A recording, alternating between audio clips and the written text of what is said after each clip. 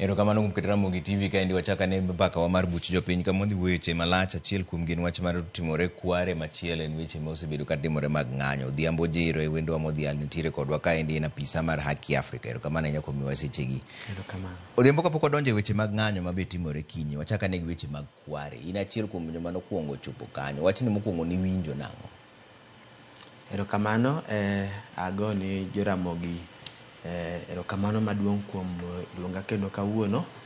Iluonga ni Odhiambo Ojiro, an ofisa mar maswala ya dharura e shirika makedo ne ratiro mar oganda miluongo ni Haki Africa. Kendo an antie e ofis ma Nairobi kae.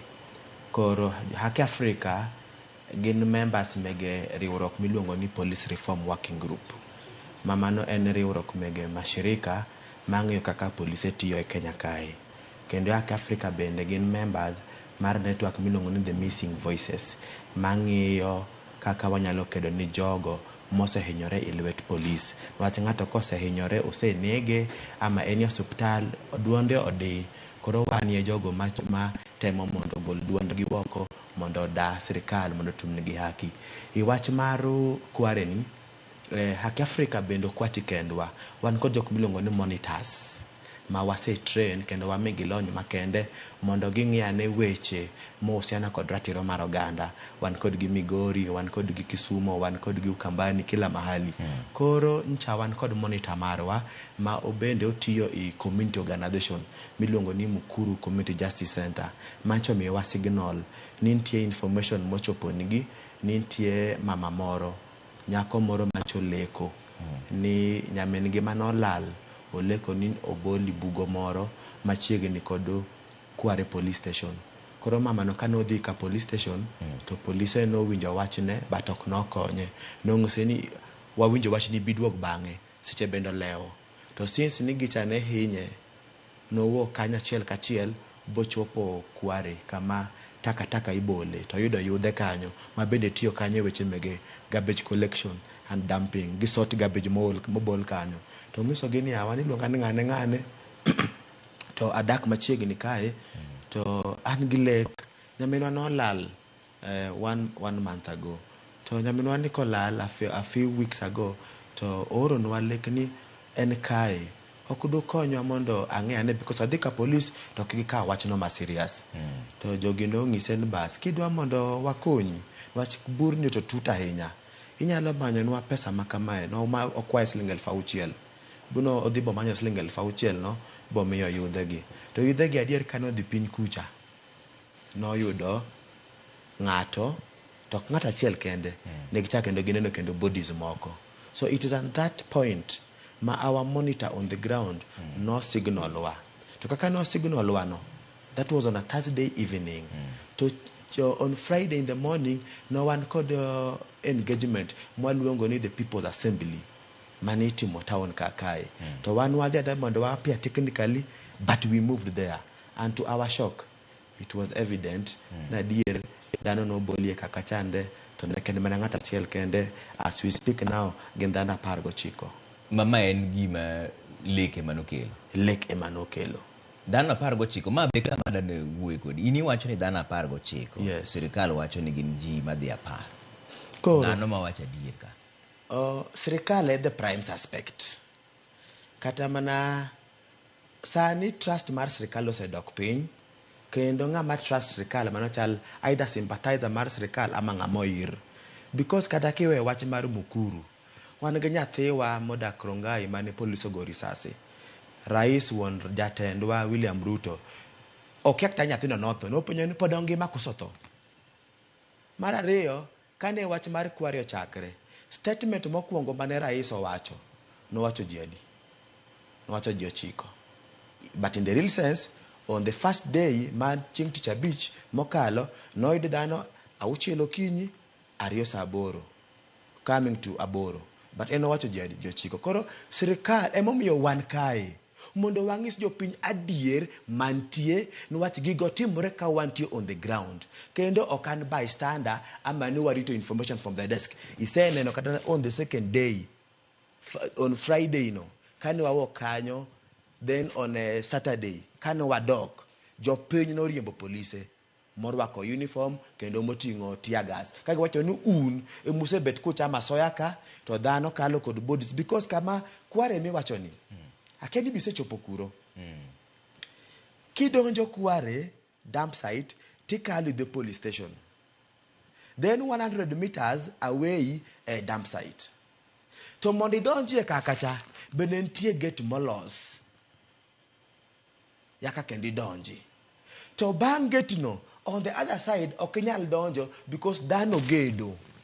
Mangiso ni gari mad kal koting'o mzigo onge inyalo nakalo gi tielo. And the other side to an estate moger boketi okuta.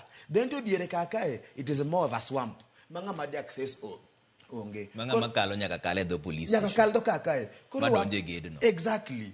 To joka bengiso wane ni onge gi man gi pesa moloyo taka. Ma police station man kanyo no juogo jotaka maonge gari makalo mok gijuogo kendo mok ging'iyo. Koro nyiso ni to motingi dhano be ging'iyo koso mano koro ng'eyo. Koro mane penjo.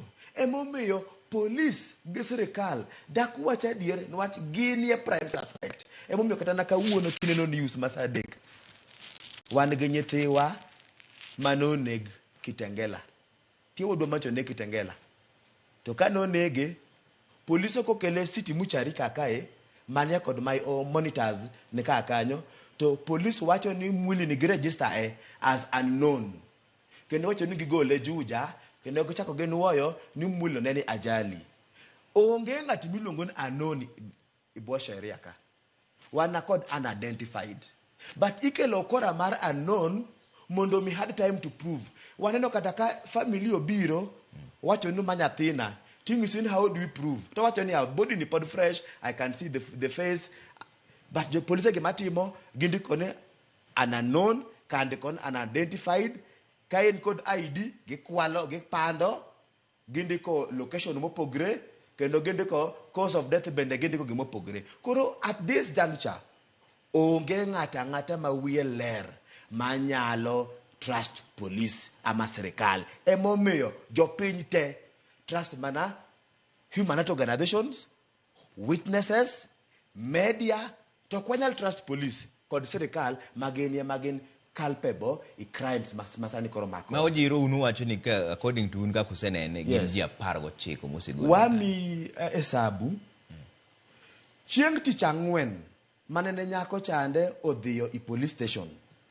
Kano chopo to okno konye gu police. But no tiyo kod yudhe kande bo confirm ne dhanon piny kacha. But on that evening, nwach mudho no donjo onge ng'ama no gol. On Friday in the morning, no gol dhano auchiel. Makuom ji auchiel gi 5 were women. Makata ukora moro ma Ruto, President Ruto wacho ni all of them are women no.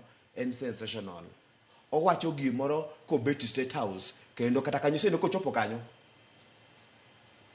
Auchiel on Friday no yud in the afternoon ogol ariyo magadi donja aboro on the second day ogol abich makta king'iyo the videos kod action wane mwaduongo wakuoyo tulo kakoro jopiny wacho ni ok ginyal yie ni police mondo dhi crime scene to gin ema gin prime suspect no chuno Mr. Martin Nyaguti because wang'iyo kode director mar homicide Bolu ngan kod Hussein Halid men director mar Vocal Africa buadhi loso go jopiny kod joka Mukuru Community Justice Center kod religious leaders kod elders makacha bi jopiny ohore bwangiso police in uniform ni ingeni ndani kwa police station mtu wachie na watu wa homicide na community mondo gol gino jogo ma in fact this retrieving it is community led. It is community led and I can say this authoritatively because onge any giminya la wachikata equipment madisi ayo semyo yudhe kande siem na enango mose megas an equipment enango so day 1 men Friday ogol dana aboro day 2 ogol jabich magapaga day yes day 3 which was on a Sunday no gol ngata chiel magapaga ngwen on Monday ogol jariyo nyoro nyogol ngata chiel kawuono ogol jariyo machiel kuom gen nyathi matin koro serikal ma wacho no gol dhano 20 gadino eno wacho from which ango to ngama no golo ne because jomogolo kata mana wan emwa facilitate makata danyoro go yudego kata mnanyoro kanyo gibiro kakikelo ng'ato an manyadhi ora badhi withdraw pesa bwa facilitate gigo kuom tich matek magitiyo sirikal tich kata mna jatelo mar homicide wacho ni awa yudhe gikonyo maber. Okay. To Ojiro, nitiere wach moro mawuok kama omiyo kwan mar joma osegol kanyo chocho ji. Yes. Sirikal wacho ni adieri Kibunda to nyalo bedo ni nogol gunia 19 mana kaka iwacho. Mak mana ni gunde moko ok gin ng'ato ma full, en ng'ato ma otong' diriyo. Koro gikia ni mago ji ariyo koso mago ng'ato achiel, nonre ma nyaka yang negi ni ma ng'ato achiel kata magi ji ariyo. Unu kwano ji 19 gi kung'iyo mana gunia koso kung'iyo fundi mar dhano koso kutimo nang'o. Nikech nonro pod itimo nyaka sani. Man is a very good question. Wanawacho preliminary report based on physical examination. We await forensic investigation to be conducted. Okay. Makoro kata 19 gi umbe pod ok ung'eyo. Yes. Mak mana ugolo gunde 19. Yes. And out of this ogunde 19, in the first ogunni mokwongo manogol on Friday, ne wan kod bodies ma wa half. Motong' diriyo. Yes, motong' koro mano dhano achiel. Yes. To nitiere moko manoduogo golo magin maful. To nitiere moko gin lwedo have decomposed to a higher degree. Ila koro body manyogol nyoro, bodies ariyo mogol kawuono, one decompose kabisa, mabende ogunecha nino ka nini go wok. Osienyore. Yes. Koro chuno mondo koro watum an approximation. No what na bodies ma no goal on Monday. I think negin bodies ariyo. Negin bodies ma osa top kabisa. That's why wawacho ni enogunia to the assumption enango. Why expect monokro the homicide team kose tumo nonro mar kisayansi.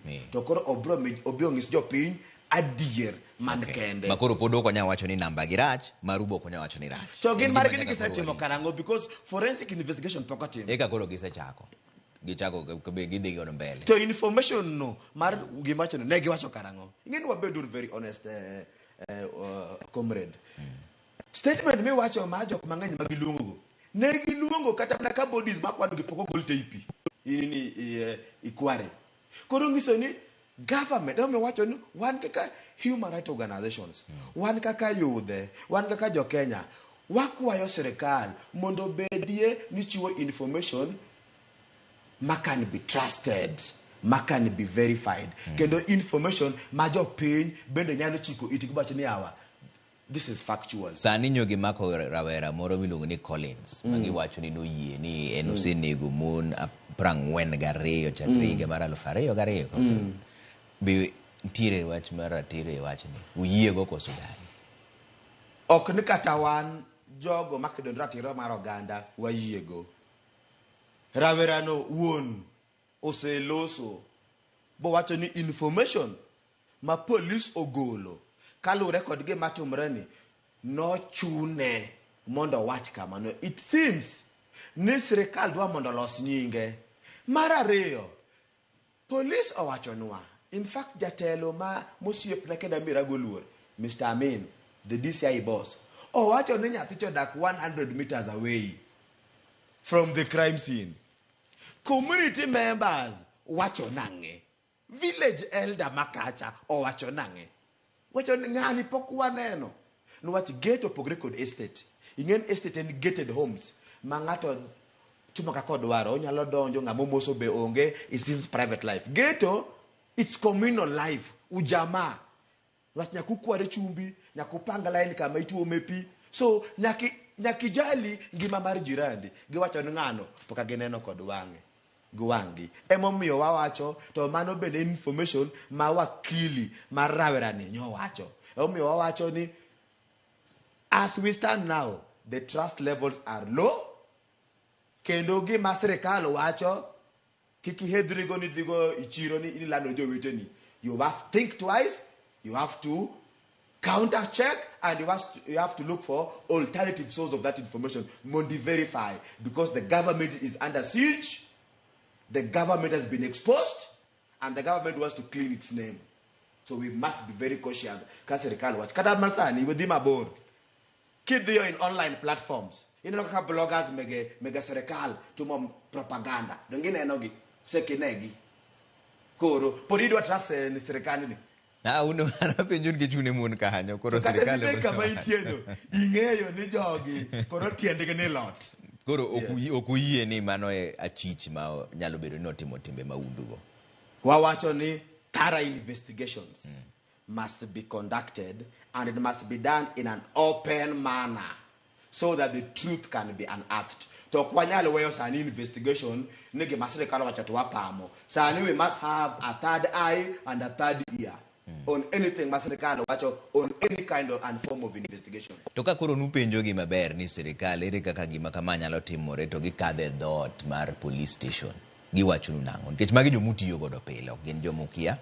Giwacho ni ere kaka wachno nyalo timore magi kia. Wan watiyo machiegni sana kod police. Kendo kata mana most of the functions ma police tumo one very close kodgi. To kata mana mae kata kiwijo police kaka giloso kando giwacho ni mano en wach ma jodonge mong'eyo. Nwach there is no way to wapenje Trev. Ngata ma wiye ber as a senior officer. Hinyalo wacho ni mahuni no seber katimore for this long to pokitimo anything. In fact, on go ben koro castigate police for inaction.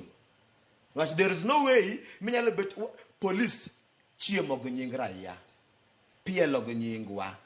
Nindo go nyingwa. Dhi ATM go nyingwa. Sero go nyingwa. Peswa magitiyogo. Koro waungisi ni don't do any other job.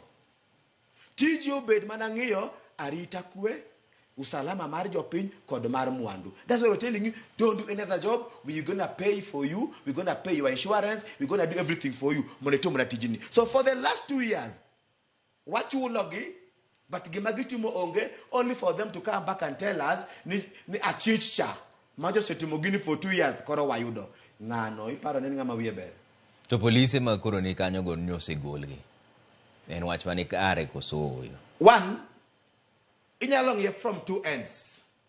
The same way me wacho ni Kome or resign. Inyalo wacho ni resigning mar Kome could signal a fresh, hewa safi katika idara ya usalama. Lakini bende jolony.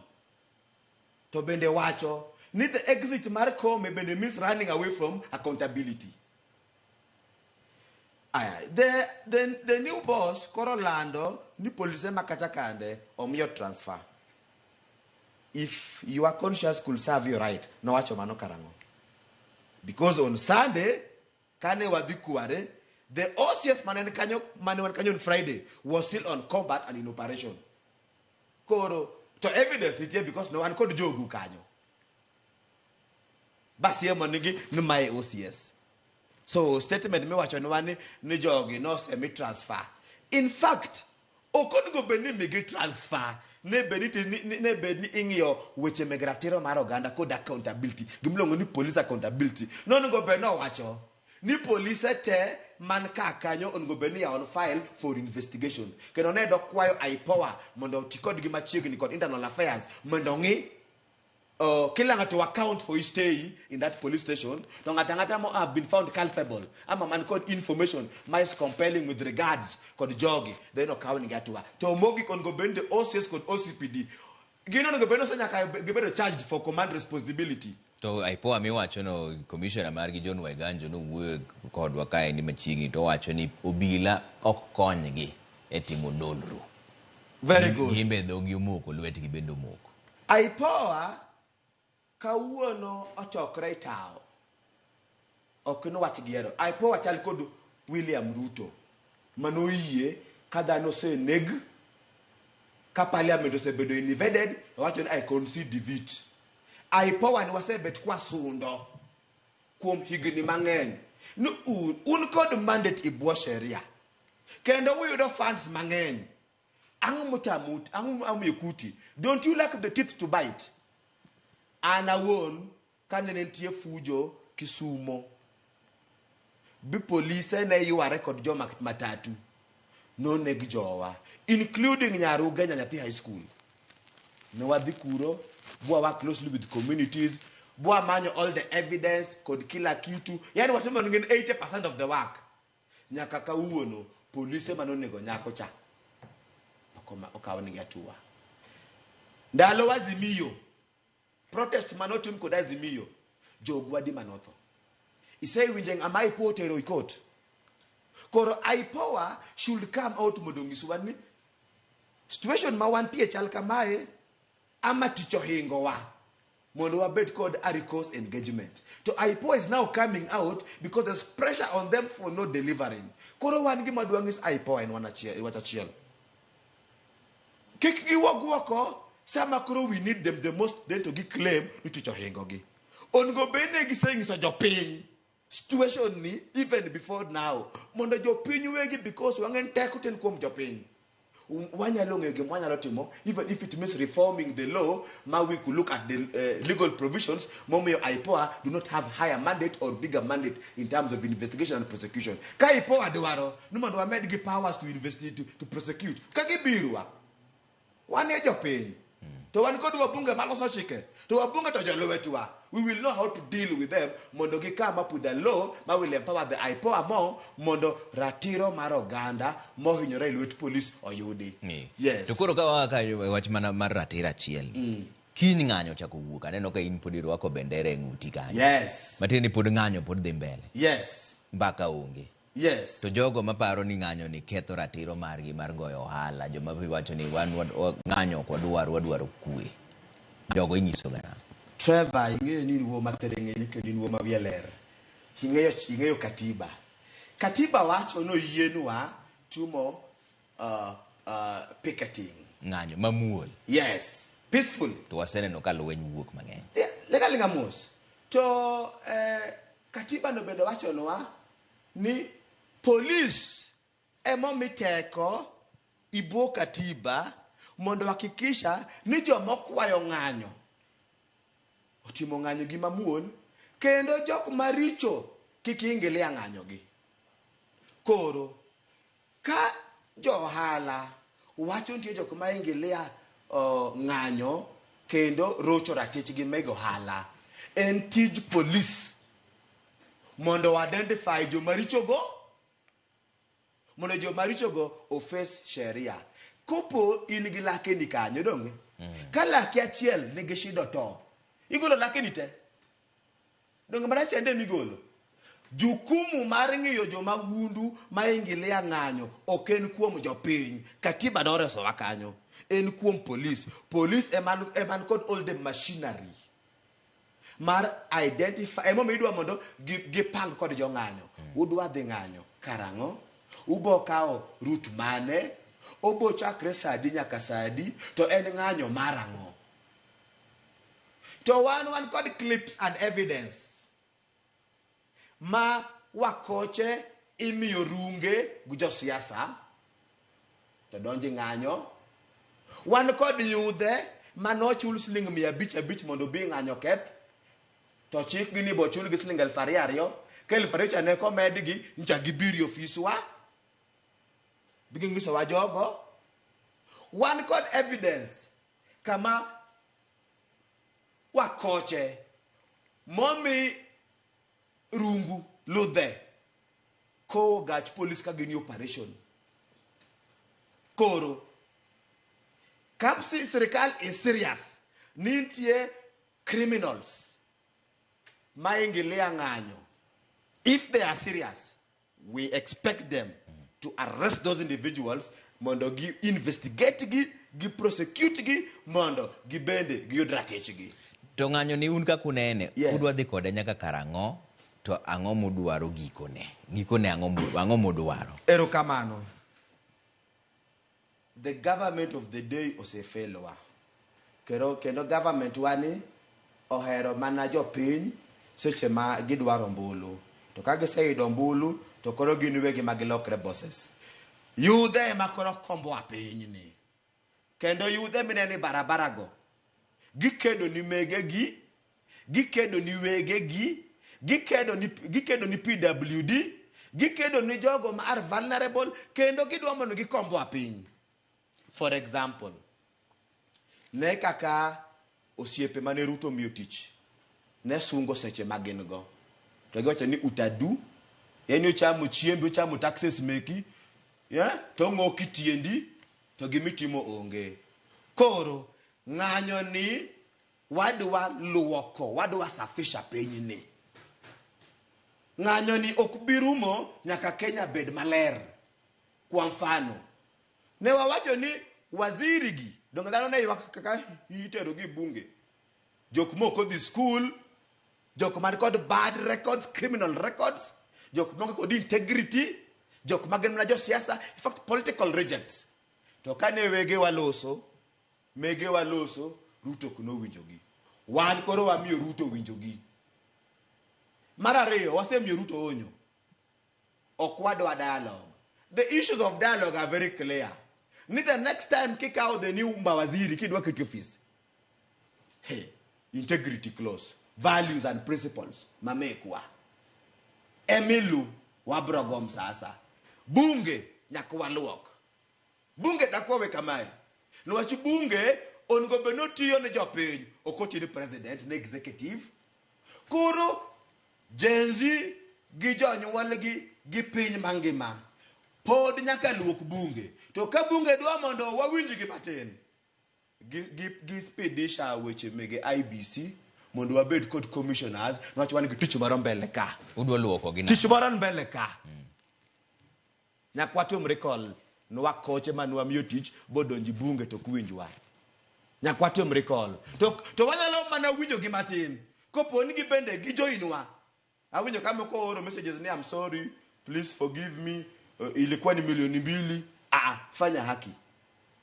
Mokuongo nyaka ukal chik buwa kikisha ni IBC commissioners odonji fees. Nwach ka IBC commissioners odonji fees, wadwa ka ombul ma serious. To ombul no wabro konyo gojo nyolwa manya dier idebe mbele ka. Okay. Mar ariyo, protest okinyal rumo. Nwach man is the only language ma Ruto ng'eyo. Ruto kia dialogue. Ka Ruto kopo no ng'e dialogue. President William Ruto be no ng'e dialogue. No wacho ni abductions will be a thing of the past in his time. Enforced disappearance will be unheard of. Ngeno kakikao yao. Kusakakao. Abductions pod the mbele. Koro ngiso ni Ruto is a liar that cannot be trusted and only the people power can shape him. Okay. Koro the people power will continue until we make sure we will liberate this country. To katana maloso kaini. What makes you think not of the power? Because okao journalists, okao doctors, okao student leaders, okao activists, okao bloggers, but katana kokaoji. The spirit is alive. We are committed.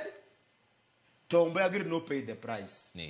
Tire gima ji penjo mang'eny kaka wach mar luoko bunge no ente se yange ni kuro ka IBC osedonjo tudwa ka ombulu mondo ji odhi edebe moko mago kuwinjoru godo budwa timo ne gima dho ngere luongo ni recall kata luongo gi mondo ng'isgi ni udog e debe mondo ji oyie kudu kata oyo to jatend piny to nikech ing'eni jatend piny nitiere mana yore adek kende manya wach nyalo dhigo. Mokuongo ka koro yie ni gini koro bemba koro agwe tao to jalup mare men Rigathi Gachagua ema kao telo. To ka opogore gi mano ni koro wuok kolore gi jalup mare gi te gidhi. To Wetangula men speaker mar National Assembly ema kao telo kuom ndalo 60 kaso luongo yiero mondo mi koro jopiny odhi oyier manyien. Yo mane mudwa tiyo go iye ka nikech mogik ten mar ni koro jeshi ema kao to onge piny kata achiel ma jeshi nosega kao mochung' maratiro bang' mano. Propaganda no kwadwa. Nwach propaganda nje shibro kao piny ikelo kod beneficiaries of a rotten system. Kendo ikelo kod jok malongo ni stooges of President William Ruto. Wang'eyo sheria. To mar ariyo, sheria is man-made. And the intention of the law is to work for the people, especially the vulnerable and the weak. One kaka jenzi, if there is an aspect of the law, mok bikonyo boresha penyeni. Wabro bed stari ambele, mondo bed repealed ama we reform it. Koro wang'eyo sheria, mumiyo sani, pod wadile bana kod fuonde mege William Ruto. Strengths meke, mawaziri waseketo piny, adwa mondo kelwa mawaziri mapenyo puodho. Bunge, to wasemiyo warning shot. makok gi behave to gibende ging'eyo. To gimomiyo pod nyaka ng'anyo ni dhi mbele, nitie list ma move around in social media ma is verified ni William Ruto ondiko mana jolang'o anyuolane ikombe madongo dongo. Kor how do we withdraw back from the street kapok wa clean nepotism and tribalism? How do we withdraw back from the police kapok wa demand for accountability on police action or inaction? We will only draw back and withdraw ka Ruto or operate in action. But watch on one ya. Kwanza, owacho no timo mos ni jogo moselalo ngimagi ing'anyo. To apenje ni mos is good. So, where is the justice question?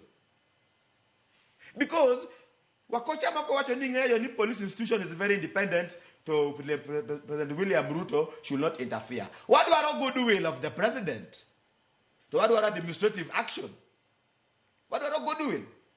One court joko madongo dongo mwangeyo maruto semiyo tich. Makata moro chairman mar KRA dongicho miyo tich. Court nyolo woke maloka. Bongo sono ngane ni kod scandal. Ko wacho no dwa kedo kod corruption. Ochak geno won. Okay. Koro onge dok chien, onge stepping aside, onge luoro nyaka luok odno. Okay. Sakuro mayo wawango lakini ka wapenji penjo mogik ni un kaka joma kedo ni ratiro mar oganda. Yes. Be usepare wach mar referendum through gima dongere luongo ni popular initiative mano dwaro mar kweth mathoth. Nikech nitie katibo yienu kaka jopiny. Ni wan waseng'iyo gini wakoni gima koro nyaka tim, chik nyaka loki. Presidential system okodwar, counties okodwar, women rep okodwar, koso wadwaro kama, koso wadwaro kama. Buse paro. Magombekni ma Aaron going, ing'eni ma movement ma is growing organically. Ing'eni movement ni no ko chakre kod wach mar finance bill. No chakre kod dhano bet kod ng'ur kuom tend William Ruto. To ng'ur ni kelo late. To let niko ko bedo taken care of, dhano wacho ni awa, why you work, but what can we do? So the first agenda item, mane koro ochwanyo wago sindan mokwongo, nen chunwa kod finance bill. Tuchito komiwa, chunwa kod finance bill, school fees. Omedo malo kabisa, andalo manati University of Nairobi, ninyalo the bills kod dean. Being said, this is my background, konya, naseloso kod dawa dala, gimakama idikel, tondiko barua, teacher department, to the class. Don't go see any page to kebete mo like a school fees. To pay no bende ko chopo, tibedi wo mawi alert to neno background. Wacho ni hakikisha next semester umelipa fees. Sa ni the University of Nairobi or any other university fees nika.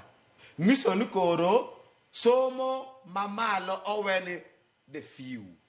Nyaka wakombo our education system. Iwachi mi wacho ni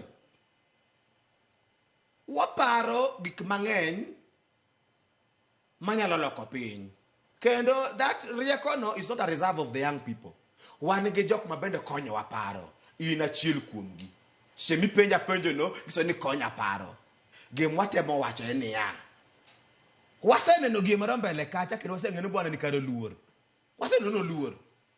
Emomiyo ncha wamor ka even the political class owinjore mondo wa fix IBC. IBC no kwase ide in place. Woda nyango. Nyasaye mung'eyo gima dhi timre mbele ka. To joma penjo ratiro ni ng'eni gimoro achiel ma nyaka timre ka iwacho ga ni isegweno to iseogwa. Yes. Nitiere joma wacho ni seche ma koro ng'anyo nitiere to wandgi kethore. Adieri makende ni polise monego beni ritogi. Yes. To gimbe giwacho ni aero polis tero sirem moko rito wa. Yes. De be ni onge ng'anyo ni. To joma undu ma donjo biro ketho wanda onge. Mago jomung'iso nang'o. Nikech gin gima gineno koro en ni giyudo late nikech ng'anyo manitiere pile ka pile joma undu donjo iye. Polis bende ok okonyogi. If I may respond, mokwongo en watimo mos ni jogo mosel bet kod lal iwech anon puonja kod ohala. Mama na ne uso mena gng'or emopuonjago. Adhi Gambira boys achako Ugenya kamoro ni Nyaharwa awuok adhi Ambira mana go hala nyaka UN kakae. Jokma ohand orochore no wach ng'anyo watimo mos. To wano wabende watemo giluongo ni self reflection and postmortem.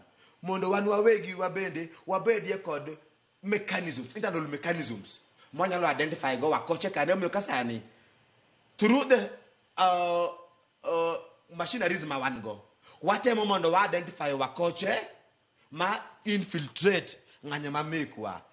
Otherwise, however, okwanyal weyo luoko piny niwach ywak mawuok 1 2 3 wabiro mitigate gi dho kizungu, wabiro mitigate issue mar wakoche madondi ng'anyo wa, to wabiro pod endelea dhi kod ng'anyo kod other tactics necessary mondo waluok pinyni, mondo nyithiwa ama nyikwawa ama jok mabiro biro oyudie Kenya man gi ber kendo man gi mor kendo ma dhano heshimiana. Yes. Ka koro watieko ni ng'anyo ni dwa dhi mbele nyaka karang'o? Mae penjo ma ji te penjo. Ng'anyo to bro dhi mbele nyaka kweleweke. Iwinjo ko wach maber ni Ruto must go. Zakayo lazima ashuke. To kushuka ni symbolic. To kendo kushuka ni bende okaena ni Zakayo ashuke. Gik mamono te, gik maricho te magino kigombo. Nini kiriembo gachi chakiwo kakae to police chungi. Tongiyo side mirror tongiyo yango. To sasa travel kwa nasema aje. Chogo karako dwa kani dine gimoro. Koro gikilago must all fall yaka koro bacha ni hawa. Now tuko sawa. But as per now, he has to shape up or we ship him out.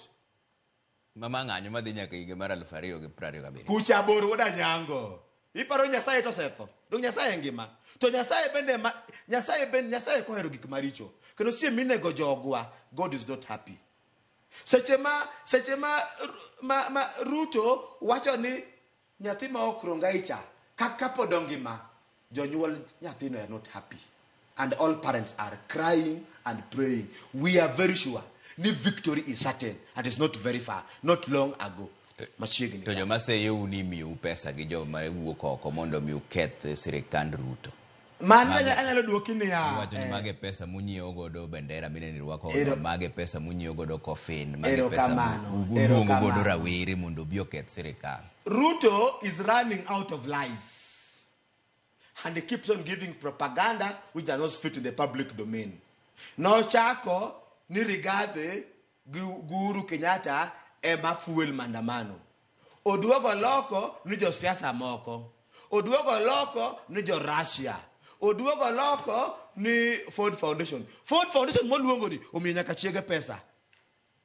Ijoi, which is an NGO ma support weche mege mon. Ford Foundation makatho nyinge ni Climate Summit manotim Kenya kae mogik. Ford Foundation manomiyo sirikal pesa maduong' kabisa. Koro William Ruto, let us assume ni miwa pesa gi jok moko, but miwa pesa no ngiso ni corruption onge. Miwa pesa no ngiso ni jo pinyo kne kod police. Miwa pesa no ngiso ni kindiko osiepe ni gwade ni sirikal. Miwa pesa no ngiso ni kabindi kende mak ng'anyo sirikal. Koro wangiuri issues kikwa bed sweat kod the side shows. Gimwangeyo ni Ruto, Mr. President, ni biro kona a lot of promises. We've realized that they are all lies. You either rectify mondo, you redeem yourself, ama jenzi tingeni kiyam sama. Jenzi ngeno kubiluongi talk tent. Kakilunga yawi talk tent. Ingen jo siasa ongilungo ji talk tent. No, kai wacha tukae. Emo me watch Ruto niya. Idwaro dialogue. To structure mar dialogue en mar jo siasa. Wabede wadwaro dialogue. To dialogue modwaro niya. These are the item agendas. For example, Kofi Annan got agenda number 4. Timiza agenda number 4. Agenda 4 kitimiza. We are okay. Deal with the corruption. We will be okay. King Nuswaniawa. Issue moro maru uncha useriembo umiariembo mawaziri mekwa. What dialogue about that?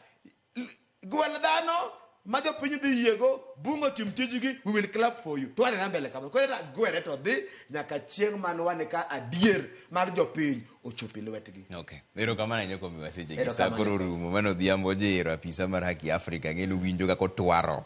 Ero kamana enya. Mane kama we buch jo piny mambo dwoko ero kamano mar ukete Ramogi TV ka endie an kaka pile nyinga Trevor Ombija jandeng opanga jo nyaka chindendo Ombija taya nyakwar guok kocha pesa. Unindo maber jo kama. Ero kamano. Long live the people, long live